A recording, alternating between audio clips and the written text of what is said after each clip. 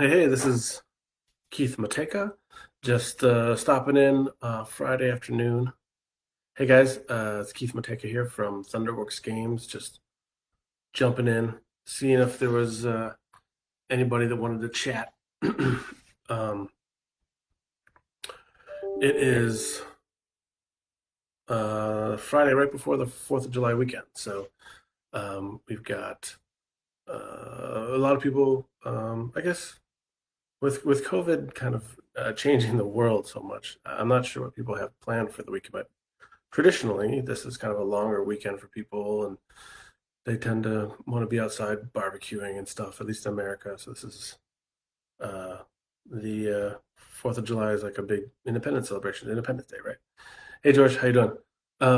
Yeah, so yeah, I don't know if people have special plans for this weekend because it's official, at least a U.S. holiday.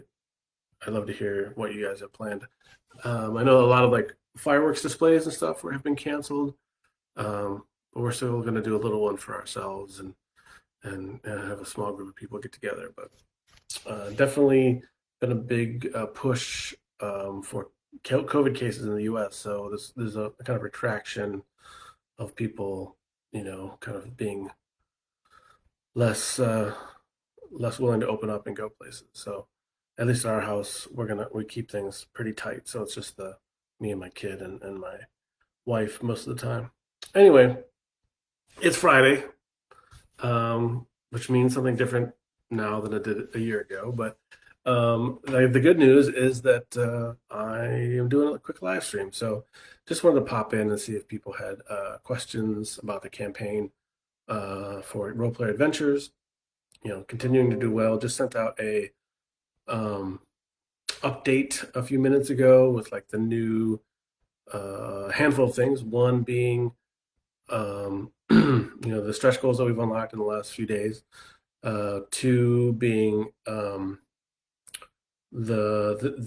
results of the names that people have been submitting for the different pre-gen characters. So we've done two groups of 5 characters each, and the backers have had an opportunity to submit names for those. Lots of great ideas.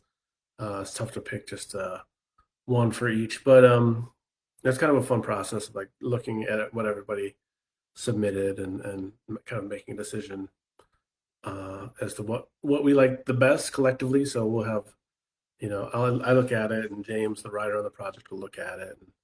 And, this time, Brenna Noonan, who's currently in Australia, but she was a developer on this project, still continues to do some work on it, and she did a great job. She kind of spearheaded the way the mastery system works, and she also helped do some additional balancing work on the enemies and stuff. So it was nice to have her input on the names as well. So that's kind of what's going on.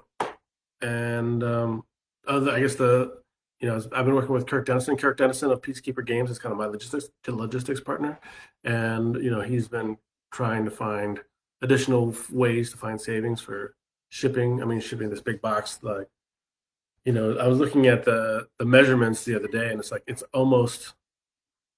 pretty dang close to that Gloomhaven box. It's pretty big, and it's tough to move stuff that big and that heavy around. So it's not tough. It just costs money. So that's like, and I know like it's tough to spend that kind of money on a game you've never played before. So um, we've been looking at ways to find some savings for people, and we found some doing our German VAT payments differently. So we were able to reduce the shipping by a few bucks, by $5 on a handful of regions. So hopefully that's appreciated, and hopefully we'll be good. Um, anyway, Jeffrey is asking about, is a 5th player of Role Player Adventures possible? Not out of the box. So the game is built for 1 to 4 players. I mean, you can find ways to incorporate a 5th player, but you have to get a little creative. Either have that person being kind of act almost like the DM, where they're reading everything to the 4 player characters, or you could have people team up as like, okay, my wife and I are going to control this one character and make decisions as one of those people. There's only 4 player boards in the box, the way the balancing works for how many dice you get in combat and how many dice you get, and how many like bonus play tokens you get for how many cards you can play. That's all based on the number of players, and it doesn't currently scale up to five. And then there's only four of the character boards in the game. The character boards are one of the more expensive pieces of the what's in the box because it's like 3 layers of cardboard. You got a top layer and then the bottom layer, and then they've got the middle layer is thinner, but it's like the Oreo, the white part of an Oreo, and that allows us to slide those pieces of paper down into them. Because we've got 3 layers of cardboard and it has kind of precise cutting and gluing, it actually turns out to be one of the more pricey pieces of the game. So to try to keep the price of the thing in check, so that it's a reasonable price point, we kept it to 4 players as well. So there you go. Other things, feel free to ask any questions about Thunderworks or whatever you guys want to talk about. Happy to answer questions. So this week has been it's been interesting. You know, we're kind of in the middle of the campaign. There's a lot of with Kickstarter campaigns. There's always kind of like a big burst at the beginning and there's a big burst at the end in terms of like pledges and people engaging and asking lots of questions. And so that we're kind of past that point of the beginning stuff. And so like hopefully people's questions are getting answered, and we're updating the FAQ to make sure that their questions have answers readily available, and we're updating the Kickstarter page so that like, you know, the information is presented, you know, clearer if there's questions. But at some point you get to a point where like, you know, the page is kind of, it seems pretty good. And then and the kind of the initial rush is depleted a little bit. So, and we're just kind of chugging along, you know. There's always some Kickstarter creators really dread kind of this middle section of the campaign, and that's why for a while, a couple of years ago, there was a big push for people doing shorter and shorter campaigns, with the idea that like it's only the very beginning and the very end that is kind of where the majority of the activity goes. Why don't we kind of cut out some of that middle part?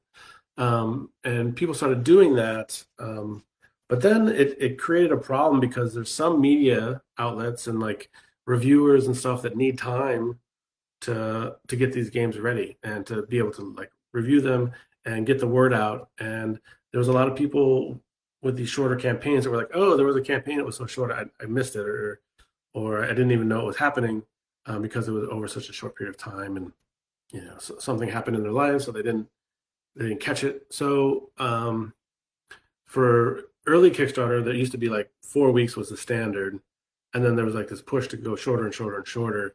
And I think like 3 weeks is kind of the sweet spot, which is kind of where this campaign landed. It's like 3 weeks and 3 days or something. So we're kind of smack dab in the middle. So it's cool. Everything's going well as to be expected, and that's just kind of like where we're at. Hey Jedson, good to see you again. And Zach Stevens asks, just curious, what has been the most difficult part of designing Roll Player Adventures? So the part that we did the most revisions on, it's always been like trying to maintain a balance between the narrative and like moving forward in the story, and then doing something mechanical, like the mechanical pieces of the dice checks or the skill checks and the combat. And both the combat and the skill check systems went through a lot of revisions. Initial versions of the game that there was a version where like there was no players didn't have decks of cards. They just had what was interesting. I mean, maybe that was like, so the players didn't have as much identity as their character. They had stats that they used, but like in general, like people didn't have a deck of cards they were managing. That was a version, and then oh yeah, it was funny. So there was a version where you had a deck of cards, but you collected them like Dominion. You drew 5, and you could play from them. And then there were cards in your deck that was related to your stats. So like if you had a 3 in strength, then you had 3 strength cards in your hand, and like you could play those. Um, and that didn't really seem to be very fun, the way those cards worked. And then there was a version where like you didn't have a hand of cards, you just had like items in front of you that had like cubes on them, like charges, and you were like spending the charges from your items, and then you could refill your charges when you rested. Um, and that became very fiddly and not fun either. And like one bump of the table and all these cubes went sliding on everybody's board. That was not fun. And then we kind of went back to the deck idea. So we went back and forth on a lot of stuff. But I think probably the most challenging thing is like figuring out how to integrate all the stuff from role players. So it's like I have a starting point. It's like, I've got all these market cards, I've got these stats, I've got a backstory, I've got an alignment, I've got a name, I've got a race, I've got a class, I've got this class ability, I've got all these things that like ideally they will all convert, right? So that was the big selling point of like you can import your character.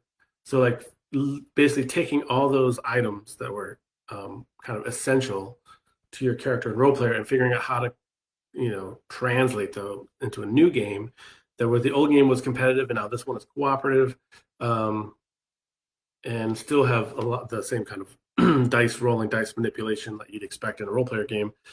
That was definitely took quite a bit of iteration to figure out how to land there. And then it was kind of this connection between skill checks and combat and how they should be different things.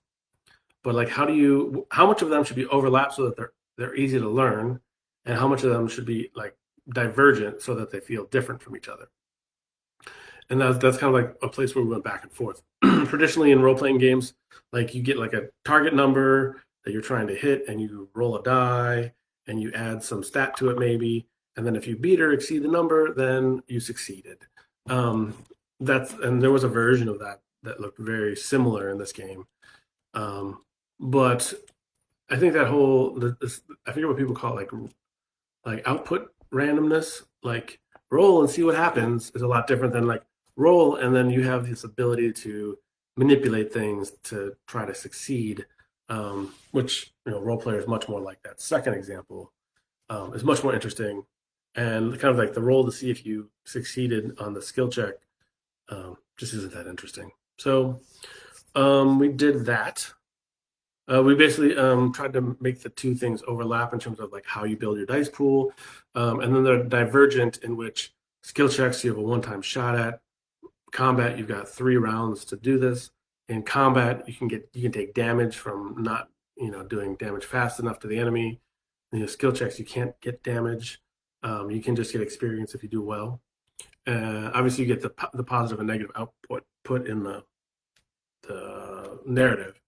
But on the combat side, you can gain gold, which will let you buy more cards. On the skill check side, you're not really gaining gold by interpreting an orc talking to you. You get some experience, but you don't get gold. So if you want to buy more cards, you should be leaning more towards combat, versus like if that's not a concern, then the skill check is just as a viable option. So those things are things that were challenging about the design of Roll Player Adventures, the kind of the conversion and figuring out how those things match up. And it took some time for sure. Jensen's asked, how are you happy with how the Kickstarter is doing? Yeah, the Kickstarter is doing great. I mean, I think it's on track to be my most successful Kickstarter to date. This is also the first time that I've done shipping outside of the Kickstarter platform. Usually in the past, I would always do Kickstarters, or the shipping piece is part of the Kickstarter because that's the way I personally prefer. Like I don't really like that experience of getting charged like an additional time when I get to the pledge manager and they have to collect shipping. But I get, and that's the way I've always done it in the past, is where like the shipping was built into the Kickstarter campaign. So once you've pledged, it adds on to the shipping amount needed, and then Dunzo. But this time we're doing shipping in the Pledge Manager, mainly as a result of like people's feedback. It's not my favorite way to do things, but I've got enough feedback from people that they like to split up those charges so that like they're not getting hit by a big thing at one time. It also allows us on our side to be more granular about how much shipping costs for each region. Um, so sometimes when you have a lot of different regions and they all get kind of clumped together and averaged out to figure out what their shipping costs should be. Whereas then if you do it in the Pledge Manager, you can do more specific by country. So that means you're not potentially paying on an average that your country would have been lower if you were paying just at that country's rate. So there's that. It also gives me a little bit more flexibility to kind of try to negotiate and find additional shipping methods that could potentially be cheaper. Because if I charge shipping during the Kickstarter campaign, then it is what it is, and there's not as much of a opportunity to kind of course correct on shipping charges. So so the overall number of dollars in the Kickstarter campaign is lower than if I had charged shipping during the campaign like I did a previous project. So those kind of funds get pushed over to the Pledge Manager instead. But yeah, I mean, I think things are going really well. I think we're on target. I don't know. I'm not sure what the final number is going to be, but I think last time I checked, like BackerKit was saying somewhere between, like 650 and 800,000 or something like that. So we'll see how the last few, where it ends up at the end. I mean, right now it's like I'm happy with where it's at. I think, we're making the game. It's going to be great, and we're unlocking some stretch goals, and it looks like pretty sure thing that we'll hit the insert, which is one of the things I really wanted to see. And yeah, I'm a happy guy. Is there anything besides sharing that we can do to help push things a bit further? Yeah, that's a tough one. Like, obviously, I'm trying to do everything I can. I've got some, I'm running ads on multiple platforms, and I'm doing lots of interviews with the media to try to bring attention to it. Besides just sharing and like mentioning it to your friends, I think that's the best course of action. Yeah. And I don't really like asking people to do that too much, just because, if it's a cool project, I'll just share with my friends naturally. It's a little bit, I always feel a bit weird when I'm asking other people to share my project, but that's the way it goes.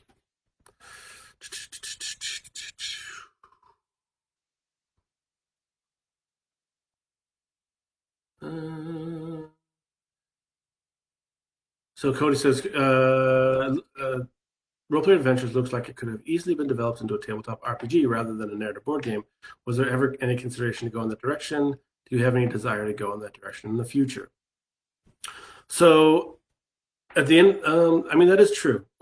Doing a traditional tabletop role-playing game in this universe is something that's very viable. It's something I've thought about, and I've talked about with a few people, kind of seriously from time to time. At the end of the day, like, I'm not a tabletop role-playing game developer. Like, that's not really my world. So it would be something that, like, maybe down the road I'd like to do, and I would have to bring on like some partners to help me out on it. We've done a lot of world building, working on Roll Player Adventures, which obviously can be leaned on for the tabletop role-playing game. But it's just like, it's not my sphere.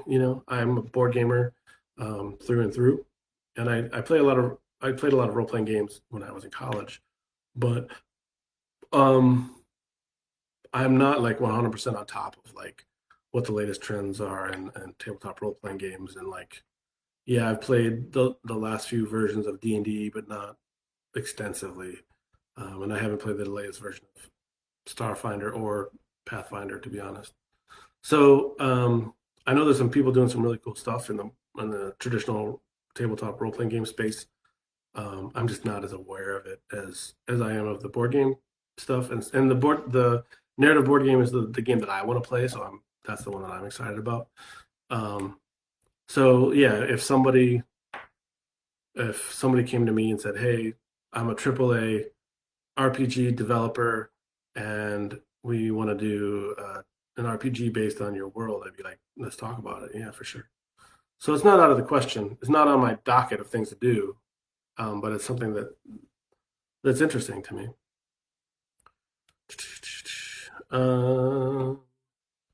Cool. Also, I'm just making sure I covered your question, Cody.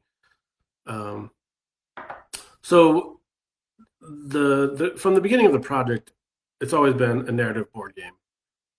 And I've always thought of like the tabletop role playing game version of it. Maybe someday it's like a totally separate product that kind of builds on top of the narrative pieces that we built for adventures. So yeah, I'm trying to think of who the best, like who would be the best people to partner with to do the role playing game, you know. Um, so anyway, it's something that I like to continue to explore for sure. Um,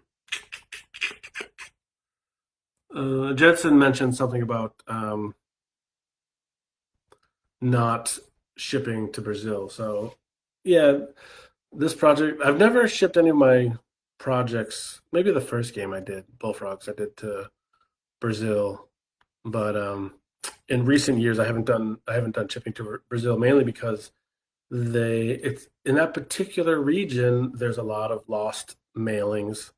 There's my understanding that there's some corruption on the postal system, and like packages just get lost, or they get this crazy upcharge on them that the postal service kind of randomly applies, and then the backer gets notified that the package is there, and then they see there's this massive charge, and then they don't want to pay it, and then it just becomes really difficult to resolve. Like obviously I want this backer to get the game I make, but I don't want them to have to overpay for it.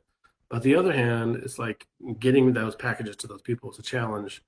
And if I end up having to reship things multiple times, trying to get through their customs, or find a way to get it to them without the additional charges, oftentimes I end up losing money on those copies. So Brazil in particular, I've had a lot of bad luck with. So and that's kind of, I've seen other creators kind of commenting about the same. So as much as I love my Brazilian gamers, I think it's probably best for the company not to ship to Brazil.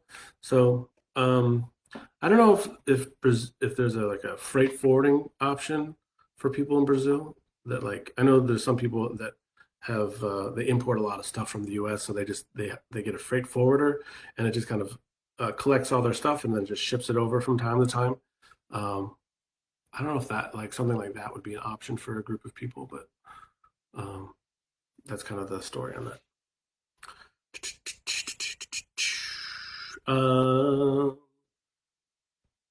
Thanks, Eric, for pledging to RPA. And then Judson's asking to point to more Easter eggs. Okay, but hmm, that's a that's a good question. So I think last week I was talking about Easter eggs on the lockup board. There's that hammer that's in the smithy, and there's like the little piece of the chisel that's underneath the beds in the cell block. And I'm just gonna pull up the map to see if I can identify another one for you real quick. But it's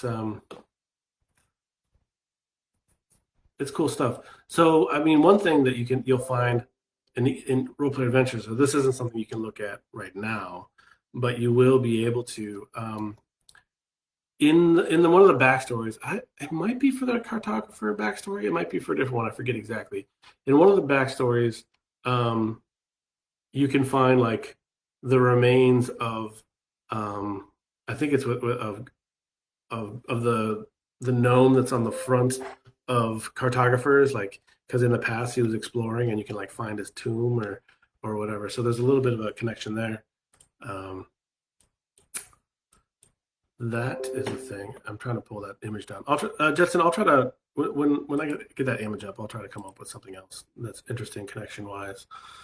Um, I mean, there's a bunch of more connections in Role Play Adventures. So like on the boards for lockup, there's each one of the five crews has like a name. Like the goblins are the Fighting 87th, and like I forget what the other ones are, but um, yeah, those kind of crews are in lockup during Role Play Adventures. So you can meet the leader of the Tall Claw crew or whatever, whichever one that was called, or you can become kind of an honoree of the Fighting 87th.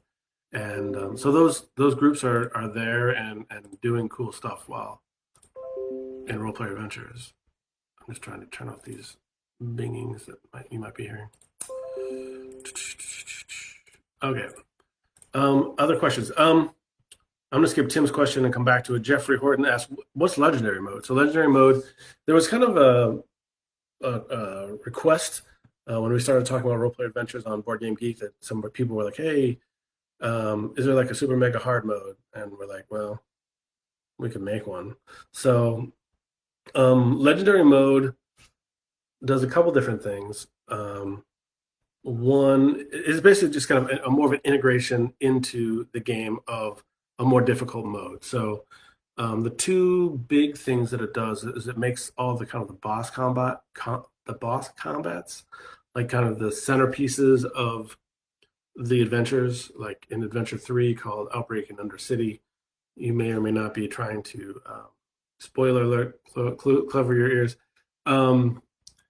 trying to find a vampire that's kind of infecting people underneath in this place called Undercity. And like if you're in hard mode or legendary mode, that's going to be more difficult. And then also the way death works is different for legendary mode. So tradition, like in kind of the basic mode, which you'd call like the story mode, is when you die, your whole party becomes exhausted, and you go to Modi, the plane of death, and you meet this this goddess called Kethra, who's the god of gates and planes, I think. Anyway, and she kind of is like, hey, get back up there and go at them, and she gives you some some marbles. This might be too spoilery, so if hopefully it's not upsetting, but um, she gives you these marbles, and these marbles actually have fiends in them from Fiends of Familiars. They're the fiends from Fiends of Familiars, and they are like one-time use, like super awesome cards. So she kind of like gives you a slap on the back and says, get back in the game." And in legendary mode, you don't get those rewards. You basically get a bunch of experience taken away, and then you just kind of jump back in. You don't get kind of those additional kind of attaboy kind of rewards to try to get you to I don't know, to recover a little bit easier.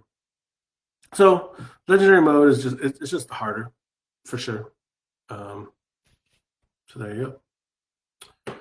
Zach says, if you ended up with a tabletop RPG, that would be a great way into RPG world for some gamers, especially for people like me, whereas RPA is the most RPG type game they've played. Yeah, I mean, tabletop role playing is amazing, and as many entry points as we can for people to join, the style of gaming is cool. So I mean, I think Dungeons and Dragons was super successful with that, with their uh, the upside down one. Help me out. The Stranger Things. Thank you. The Stranger Things version of D&D. I had heard through my retailer that one, like the Stranger Things like version of the Red Box, like sold super well. So that was a great entry point for people who just liked, Netflix shows that were, had heard of D&D and they wanted to try it.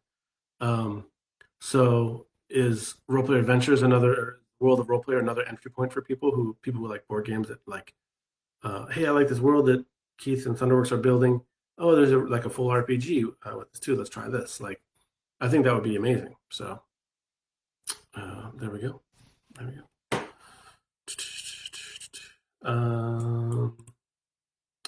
Getson's also commenting about Brazil customs. So yeah, Brazil's not a fun place to live if you like to import things.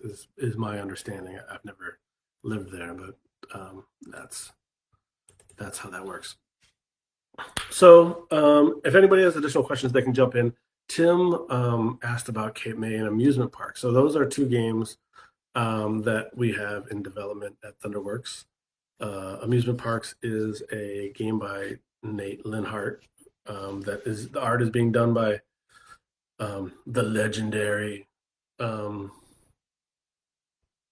Vincent Dutray. And there's the cover of it, I think, was on BG that I put on BGG. But that game's coming along. It's kind of like a medium weight worker placement Tetranamo kind of puzzly park building game, and it's got like a 3D amusement carousel in the middle of the table that kind of dictates what some of the price changes are for some of the amusement park rides that you can build. That game is looking amazing. It's taken a bit longer to put together, mainly due to like COVID and Vincent's availability and stuff, and my own busyness with Roll Player Adventures and stuff. But so that one's just kind of in the background, like it's chugging along, and it'll when it's done, and then we'll do some big announcements, and it'll come out to retail. That one will be straight to retail probably, and then the other one is Cape May. So Cape May is a purebred like Euro game. I love Euro games, and this is like a city building Euro game set in Cape May, New Jersey, in the U.S. in the 1900s. So the illustrator on that is Michael Menzel, who you may know from games like, he designed and illustrated Legends of Andor, and he did Stone Age and Pillars of the Earth. He did he did Firenze. I just played that again the other day, which is a great game, but a little bit older. So he kind of has that. This is a Euro game style. I like his style, and it's a great fit for this game. So he's been working on the art for that for a while. I just had a call earlier today with one of my. It's not a Rondell game. I've never. That's interesting. Well, I'll talk about Rondell games in a little bit, but the Michael Menzel one came in. It's kind of like there's a little bit of Concordia in it in terms of the way you use cards, and you're like building property and you're upgrading them from like basic level to more advanced levels, and it's a beautiful game, and it's super fun. Plays 1 to 4 players. I think it's 4 players. Yep. Yeah. So it's cool. Those games are coming. They're both kind of in progress, and they're kind of just I'm working on them as the art comes in. So so Cody mentioned Rondell games. So I don't know. Rondell is such a it's kind of a niche mechanic, I think. Like people like it, and there's enough games that use a Rondell that like they have their own category. But I think like most gamers, especially like people who are new to the hobby, don't know what like a Rondell game is. And I've only played a few, to be honest. Finca has a Rondell in it. I like that game very much, but it's a lighter game. And then I played Imperial, the second one, the 2040 or which I forget what the number is. Rondell game, and it was fine. Like I don't love Rondells, but I don't hate them either. But I don't feel like if it's a Rondell game, it makes it great, or if it's Rondell, it makes it horrible. It's just one option in terms of how to do stuff like that. So I've never really met many people that are like, my favorite kind of games are Rondell games. Like I don't feel like that's a thing, but maybe it is. Who knows? So the Rondell one about the amusement park, it's not. So sorry, Cody. He was asking about the Rondell and the amusement parks game. So it's not a Rondell. It has a carousel that like moves around, and one player each turn gets to move it to whatever position they want to. Um, and the position that it's in, there's like, so if this top-down view, this is my face now. This is the carousel, and on the outside there's like cards that are different rides, different categories you can decide to build, and then the carousel can be turned so that there's a discount on certain piles and like an increase in price on other piles. So one person at the end of the round, whoever has the most, who has the highest thrill, I think, at the end of the round gets to take that, gets to move that to wherever they want, so that they can, if they're trying to get like the certain type of rides, then they can try to discount them, or they know somebody's going for like a different type of ride, they can make them a little bit more expensive. So there's a little bit of interaction there, but it's not, it's not like it's not a take that game by any stretch of the imagination. So there you go. There is Ken Klenko's in the house. He is a world famous game designer. You may know him for games like Fuse and Dead Man Tales and Pandemic, not the super latest one, but Kane, remind me what the new one's called. So Kane is a local designer here in Madison, Wisconsin, and we playtest each other's games. At least we did, but before COVID, like all the time. So you'll often notice Kane's name in the credits of my games and my name in the credits of his. So yeah, so Kane is probably the most prolific designer in Madison, and he does a great job. Known for his real-time games, and but my favorite game of Kane's is probably for a while it was Fuse, but I think that one, I don't know. I like that new one, the new pen. So Carmen Patton said they played amusement parks at GameWorld last year. Yeah, we had a demo. So Scott, no, a friend of mine who's a developer and a mechanical engineer, Dan Cunningham, has been doing the development on amusement parks, and we did some demos of it at GameWorld here in Madison last year. So it's been doing really well. It's taken a while to come out, but sometimes these things take time. So yeah, so so Kane actually play tested Rapid Response. Thanks, George. That's the Kane Klenko pandemic game. Kane play tested Roll Player Adventures on one of the first iterations, like 2-3 years ago, and Kane doesn't even like these kind of games, right? But he sat down and played anyway, and Kane's an interesting fellow because he will make like some little side comment, and then it's like, oh, that's a really good idea. So we were one of the earlier when I was talking about the working on the design for Roll Player Adventures, when we made the choice to like make everybody have their own deck that they were managing, that actually came out of a comment that King Klenko made, was like, I don't like any of the story stuff, that's not his thing, so that's fine. But when it comes to like manipulating the dice, I want to be playing cards. So it's like, okay, let's make decks for everybody. So that Kane had a significant impact on the development of Role Player Adventures early on, but he hasn't played it since. So that's okay though. Anyway, if you guys feel free to dump more questions in. If there's something that you want me to talk about, I'm happy to chat about whatever. But if not, then we can just call it and say, have a good weekend, everybody. And Kane says he will play it. So yeah, it's funny. It's always interesting to see, like, see the changes that people have suggested and make, and oftentimes they forget making suggestions. So like, I'll play test a game with somebody will make something, I'll be like, oh, that's a pretty good idea, and then I'll write it down, and then I'll make this big change, and it was this massive success, and then I'll go back to them like 6 months later. I'm like, hey, remember you said this? And they're like, no. It's like, I changed it and it's amazing. And they're like, okay, like they don't remember making the feedback, but it made such an impact on what I was doing at the time. So it's cool. So yeah, Role Player Adventures on Kickstarter. You should go check it out. I assume most of you have. And I think thanks to everybody for their support. And it's been running a Kickstarter is like, it's not super easy. It's not super fun. So um, there's a lot of fun parts about it, about like engaging with the community, getting people an opportunity um, to get excited about it, and but then there's also like kind of some of the negative side of like um, people like if the game isn't exactly what they're looking for, or there's things that they don't like about it, so they're excited to tell you that, which sometimes can be tough.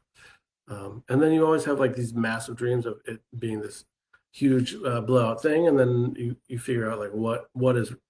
You always have like these dreams of having these massive Kickstarters, and um, it doesn't always work out that way.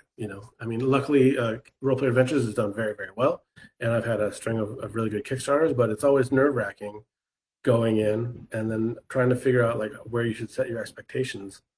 Um, I guess in general, you should always set your expectations low so that you're always super excited, no matter how well or how poorly you do.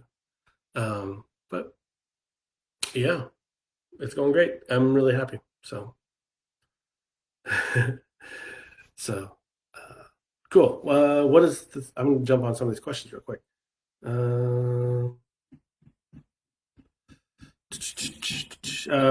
Carmen Patton Minder was asking, what is the estimate for when Roll Player Adventures will ship from the Kickstarter? So the plan is currently, I think it says June 2021. So that's a year from now. That seems like a long time. And it is a long time. These things do take a long time to put out. I manufacture at Panda, which they take longer than most other manufacturers, but I know they do an amazing job. So it's like we're willing to wait for it, right? And they've done a good job for me in the past. The game is complete in terms of like all the content's there. Actually, I just got the final piece of artwork in yesterday, so I have all the artwork for the game. But it takes some time to work with my graphic designer to tweak everything to make sure everything's print ready, and then it's got to go through all these approval processes of like getting a digital print, and then they've got to send like versions of the miniature to me, and then I have to make sure that I'm happy with it, and then once all those are kind of good to go, then they're gonna, assuming we do the plastic insert, then they're like sending multiple versions of this insert to me to make sure that everything fits and make sure we don't need to make any changes. All that stuff takes time. So in this project, I've given myself even more kind of wiggle room on the schedule because I don't want to be late. You can only I would rather be early than on time, and I don't want to be late. So I've left myself time to make sure we can get it right. So that I don't want to be in one of those situations where it's like, hey, this part is a little bit messed up. We could try to fix it, but you're going to be a month late on your Kickstarter delivery, and then I have to weigh that option of like, how big a deal is this? How many people are going to be irritated that I'm a month late versus how many people are going to be unsatisfied with this thing that's not exactly how I want it to be. So I don't want to put myself in those decision points. I would rather just make sure that the game is exactly the way I want. So I give myself a little bit more time. So hopefully this time next year you'll be playing. That's the plan.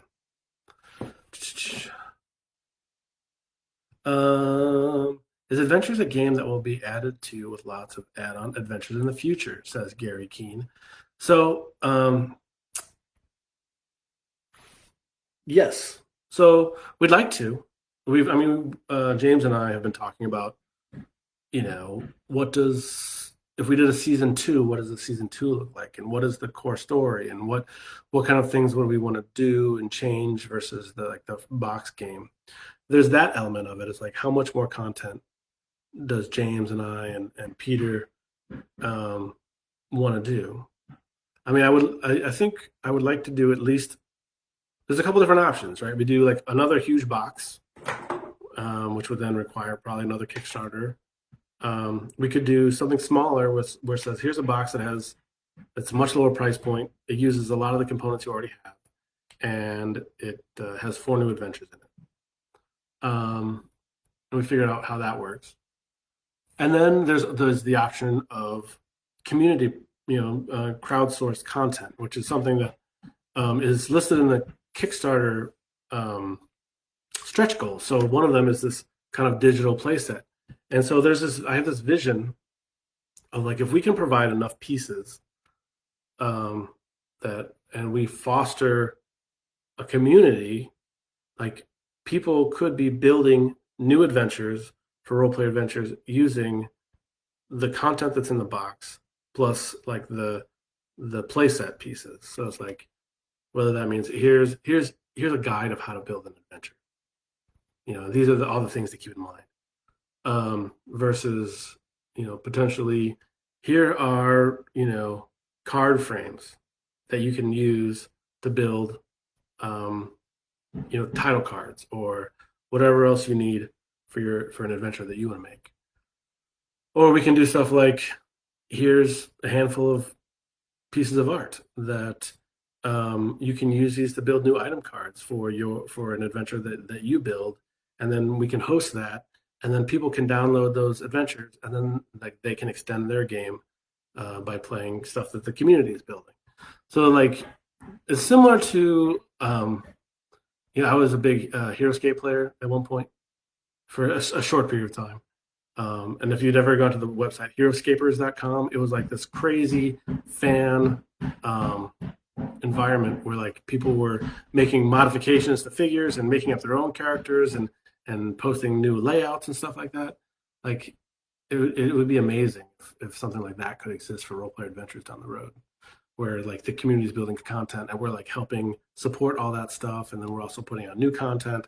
I mean, it all depends on like how popular the game is, and then it'll turn into like where am I spending my time, helping kind of along the tail of Role Player Adventures and make sure that continues to get awesome support, or is like, am I working on something new? So that's a really long answer, but the short answer is like, yeah, we want to do more content. We'll probably do more content down the road.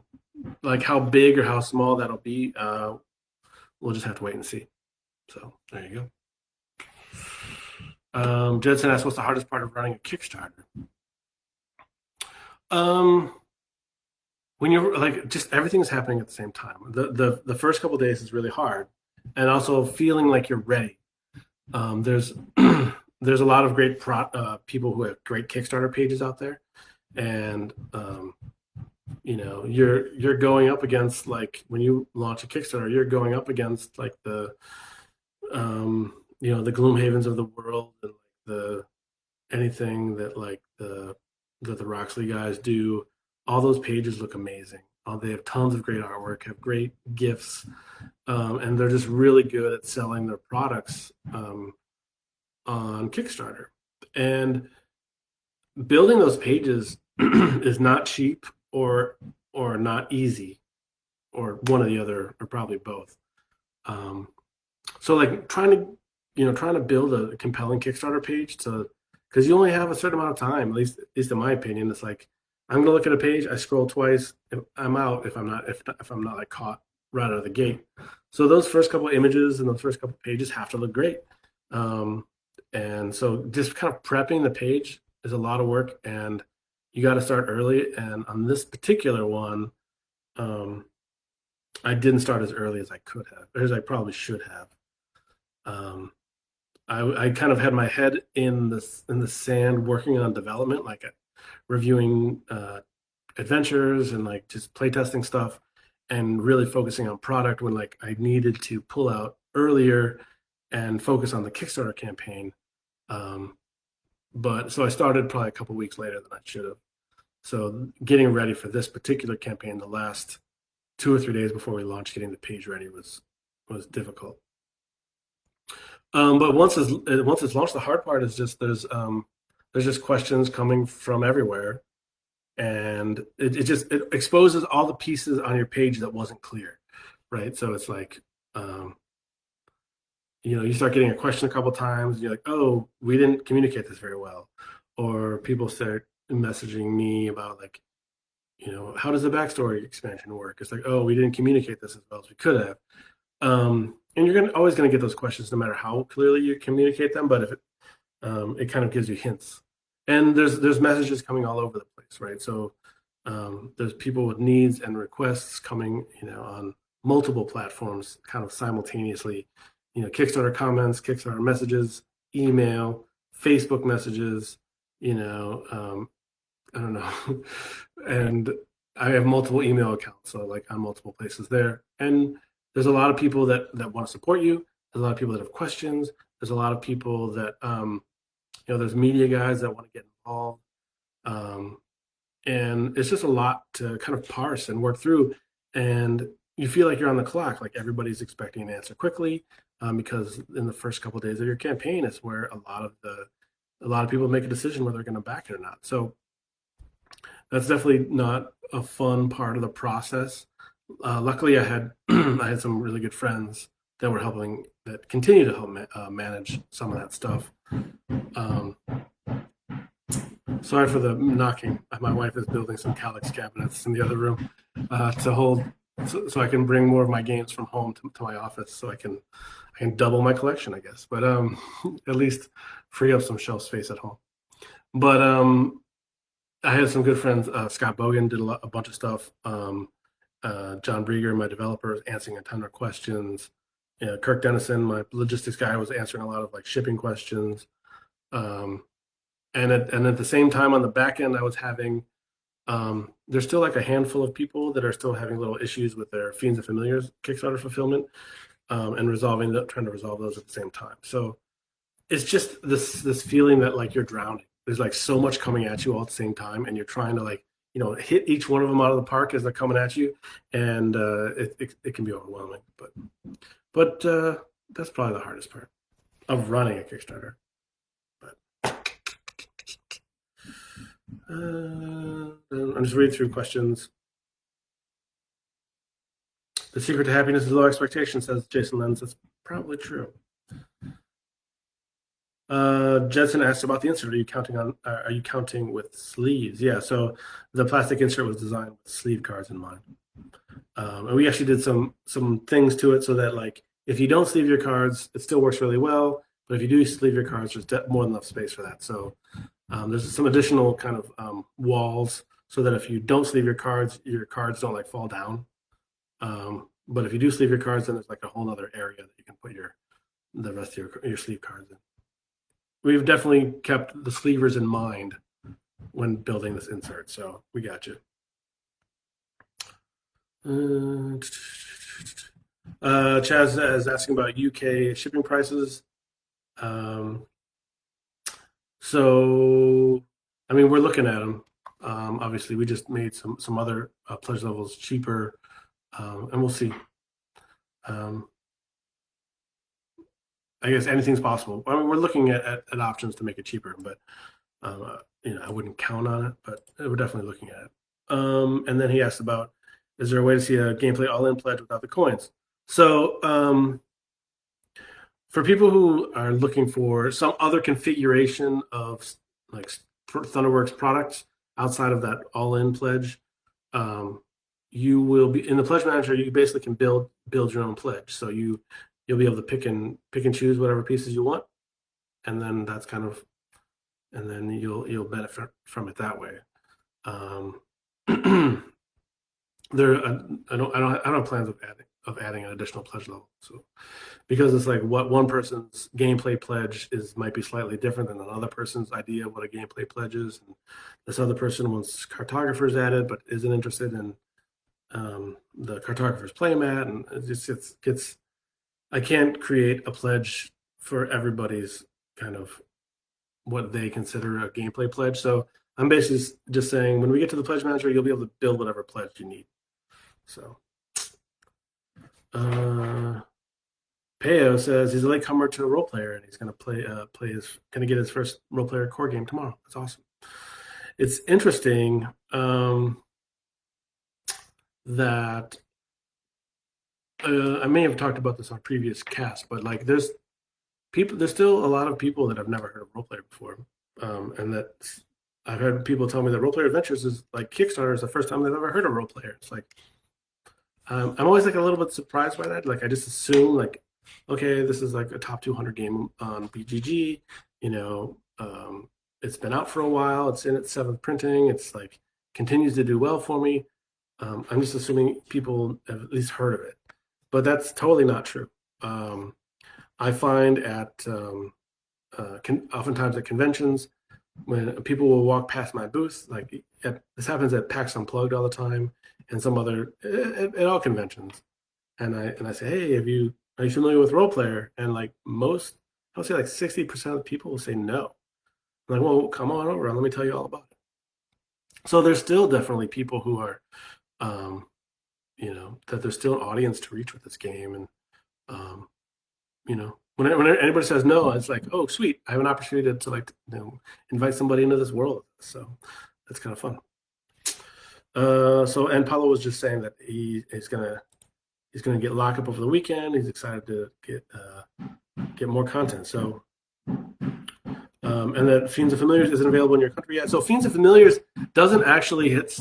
It's only Kickstarter backers that have it right now, and then it just is hitting retail. So I think some retailers are starting to get it in the U.S., but most retailers across the world don't have it yet. So if it's not available in the Philippines yet, it will be in the next month. So there you go.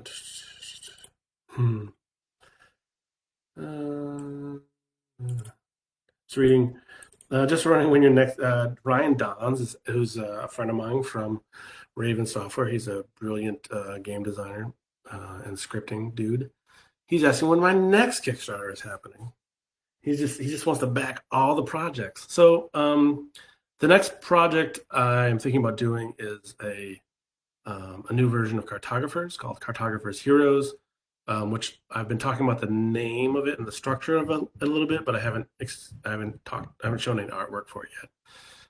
The plan for that is September, and basically I just want like Role Player Adventures to be done, get the pledge manager out there and get that rolling, get all the files for Role Player Adventures to the printer, so that it's like I can take a deep breath, and then we can do the Kickstarter for Cartographers. So Cartographers is going to be cool.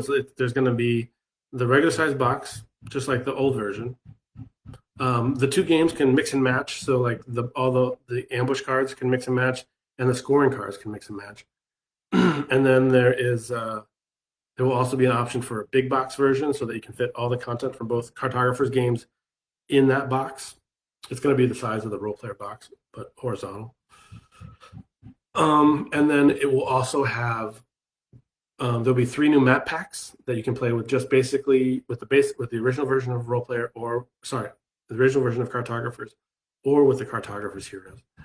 And those map packs have new rules just for that map pack, and it has a new maps that you can draw on. They've got some theme. One is, and they're all themed the world of Roll Player, right? So one of them takes place in the Undercity, which is the same place that Adventure 3 takes place in Roll Player Adventures. And that has some special rules and some different scoring cards. And one of the other map packs is called a Frill, which is one of the planes, one of the kind of alternate planes in the world of Role Player Adventures. Adventure 10 in Role Player Adventures is the same place that this map pack takes place in Cartographers. And then the first map pack, the one that I didn't mention, is one of the other planes. It's like a flame plane or something. And so that has its own sheet and some additional cards too. So those are like 3 different little tiny map packs that will go in with Cartographers and Cartographers Heroes. And if you get the big box, all that stuff fits in there. So that is the plan. And then, but what is a Kickstarter after that? You didn't ask. I think in the spring we'll be doing maybe the early spring, maybe late winter. I want to do the expansion for Lockup. So that's something that I've been working with Stan and John Brieger, Stan, the original designer, and John Brieger on. But that's kind of a little bit lower priority than some of this other stuff. So staying busy, that's for sure. Anyway, Kevin, you get a German version of the sheets, says Jedson. What cheats are you talking about? Um,